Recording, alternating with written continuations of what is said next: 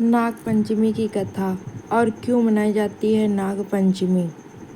हिंदू धर्म में नाग पंचमी मनाई जाती है। पंचांग के अनुसार नाग पंचमी हर वर्ष श्रवण मास के शुक्ल पक्ष की पंचमी तिथि को मनाई जाती है। मान्यताओं के अनुसार नाग पंचमी के दिन नाग देवता की पूजा की जाती है। माना जाता है कि इस दिन नाग देवता की पूजा करने से, सांप को दूध पिलाने से जीवन में सौभाग्य और समृद्धि आती है। पौराणिक कथा के अनुसार जन्मेजय अर्जुन के पोते राजा परीक्षित के पुत्र थे। जब जन्मेजय को पता चला कि सांप के काटने से उनके पिता की मृत्यु हो गई है, तो उन्हें बदला लेने के लिए सर्प सत्र नामक यज्ञ का आयोजन किया। ऋषि अस्तिक मुनि ने नागों की रक्षा के लिए श्रावण मास के शुक्ल पक्ष की पंचमी के दिन यज्ञ बंद कर दिया था।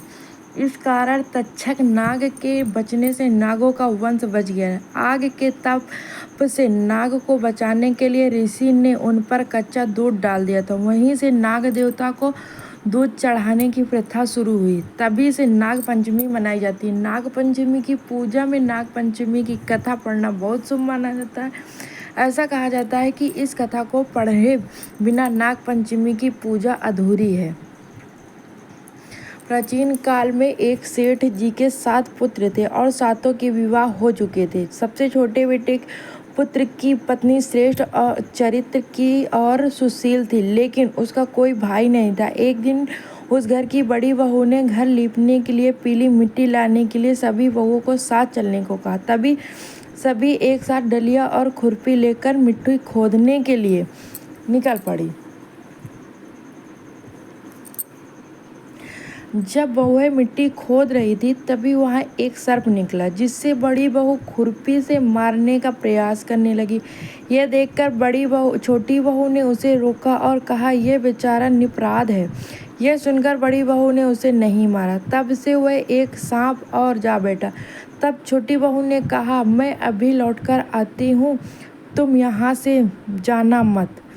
इतना कहकर वह सबके साथ मिट्टी लेकर चली गई और काम काज में फंसकर सर्प से जो वादा किया था वो उसे भूल गए। उससे दूसरे दिन वह बात याद आई तो वह सबको साथ लेकर वहां पहुंची। सर्प अभी भी उसी स्थान पर बैठा था, जिसे देखकर छोटी बहू बोली, भैया मुझसे बहुत बड़ी भूल हो गई, उसकी क्षमा मांगती हूँ। तब सर्प बोला, अच्छा तू आज से मेरी बहन है और मैं तेरा भाई, तुझे मुझसे जो मांगना है मांग ले। वह बोली, भैया कोई भैया नहीं है, अच्छा हुआ जो तुम मेरे भैया बन गए। कुछ दिन व्यतीत होने पर वह सांप मनुष्य का रूप धारण करके, क्यों मैं उसका दूर के रिश्ते का भाई हूँ, बचपन में ही बाहर चला गया था। उसके विश्वास दिलाने पर परिवार के लोगों ने छोटी को उसके साथ भेज दिया। उसने मार्ग में बताया कि मैं वही सांप हूँ, इसीलिए तू डरना मत और मैं जहाँ चलने में कठिनाई हो वहाँ मेरी पूंछ पकड़ लेना। छोटी बहू ने वैसा ही किया और इस प्रकार उसके घर पहुँच गए। सर्प के वह चकित हो गई। इस तरह वह उसके घर में रहने लगी। एक दिन सर्प की माता ने उसे कहा, मैं एक काम करने से बाहर जा रही हूँ, तू अपने भाई को ठंडा दूध पिला देना। उससे इस बात का ध्यान नहीं रहा और उसने सर्प को गर्म दूध पिला दिया, जिससे उसका मुख जल गया।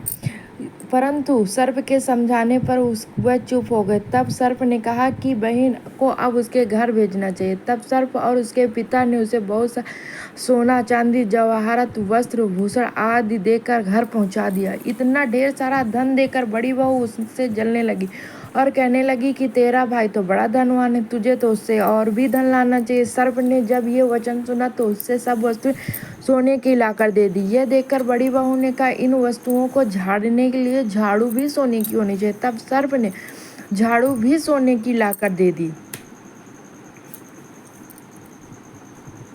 सर्प ने छोटी बहू को हीरा मणियों का एक अद्भुत हार दिया, जिसकी प्रशंसा उस राज्य की रानी ने भी सुनी और वो राजा से बोली कि सेठ की छोटी बहू का हार मुझे चाहिए। राजा ने मंत्री को आदेश दिया कि उससे वह हार तुरंत ले आओ। मंत्री ने सेठ जी से जाकर कहा कि महारानी जिस छोटी बहू का हार पहनेंगी वह हमें दे दो। सेठ जी ने डर के कारण छोटी बहू से हार लेकर उन्हें दे दिया। छोटी बहू को ये बात बहुत बुरी लगी। उसने अपने सांप भाई को याद किया और उससे प्रार्थना की, भैया रानी ने मेरा हार छीन लिया, तुम कुछ भी ऐसा करो कि जैसा ही रानी हार पहनी वह सर्प बन जाए, और जब वह मुझे लौटा दे तब वह हीरो और मड़ियों का हो जाए। सर्प ने ठीक वैसा ही किया। जैसे ही रानी ने हार पहना वैसे ही वह सर्प में बदल गए। यह देखकर रानी चीख पड़ी और डर गई। यह देखकर राजा ने सेठ के पास खबर भेजी कि छोटी बहू को तुरंत भेजो। सेठ जी स्वयं छोटी बहू को लेकर राजा के दरबार उपस्थित हुए। राजा ने छोटी बहू से इसका कारण पूछा तो वह बोली, राजन धृष्टता क्षमा कीजिए कि ये हार ही ऐसा है कि मेरे गले में हीरो और मड़ुओं का रहता है, और कोई इसे पहनता है तो ये उसके गले में सर्प बन जाता है। छोटी बहू ने जैसे ही उसे पहना वैसे ही हीरो मड़ियों का हो गया। यह देखकर राजा को प्रसन्न होकर उसे बहुत ही सी मुद्राएं भी पुरस्कार दिया। उसके धन को देखकर बड़ी बहू ने ईर्ष्या से उसके पति को उसके विरुद्ध भड़काया, जिस कारण वह पति ने अपनी पत्नी के आचरण पर शक किया। तभी वह स्त्री फिर से अपने सर्प भाई को याद करने लगी। उसी समय सर्प ने प्रकट होकर कहा, यदि मेरी धर्म बहन के आचरण किसी ने संदेह प्रकट किया तो मैं उसे खा लूँगा। यह सुनकर छोटी बहू का पति बहुत प्रसन्न हुआ और उसने सर्प देवता का सत्कार किया। कहते हैं उसी दिन से नाग पंचमी का त्यौहार मनाया जाता है और स्त्रियां सांप को भाई मानकर उनकी पूजा करती हैं। तो दोस्तों, आप लोगों को ये कहानी कैसी लगी? अगर आप लोगों को ये कहानी पसंद आई हो तो लाइक शेयर कमेंट ज़रूर करें और चैनल पे